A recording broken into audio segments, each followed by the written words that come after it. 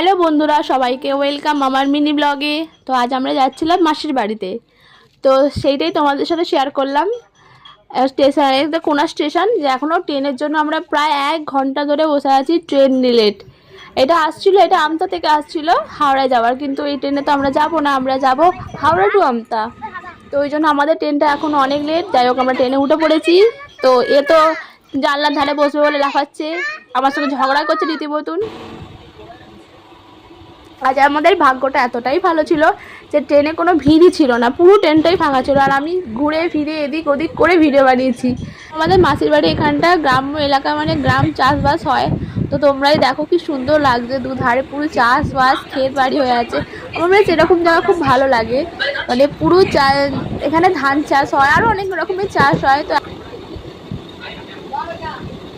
তো কি সুন্দর লাগছে দৃশ্যটা, আমার তো বাস মানে আমার এই দৃশ্যটা এত ভালো লাগে, এরকম মনোরকম দৃশ্য আমার তো খুবই ভালো লাগে।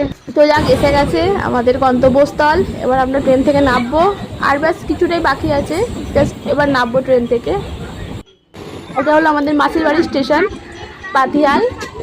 তো আমরা এবার নেমে পড়েছি, এবার যাবো আমরা টোটোতে উঠবো।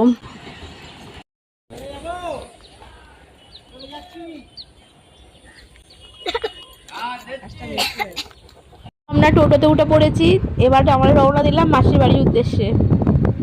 এই মাসির বাড়ির এইখানে যে মানে নেচারটা, জায়গাটা খুব সুন্দর, দুধারে গাছপালা, সামনে মানে মধ্যখান দিয়ে রাস্তা। আমার তো বেশ ভালো লাগে মাসির বাড়ির পরিবেশটা। আর টোটোতে উঠতে না উঠতেই দেখো বৃষ্টি এসে গেল। যাই হোক, বৃষ্টি তো বেশ মানে এখানে পুরো, এটা তো গ্রাম এলাকা, আর তো বৃষ্টি পড়লেই পুরো জায়গাটা চারিদিকটা পুরো কাদায় কাদা হয়ে যায়।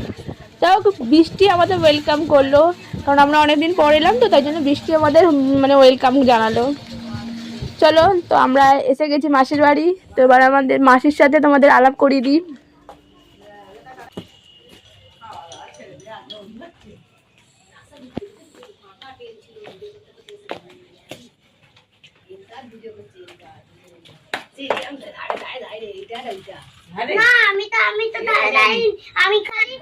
এটা হলো আমার মাসি, আর ওই পিছন দিকে যেটা দাঁড়িয়ে আছে ওটা হচ্ছে আমার বোন।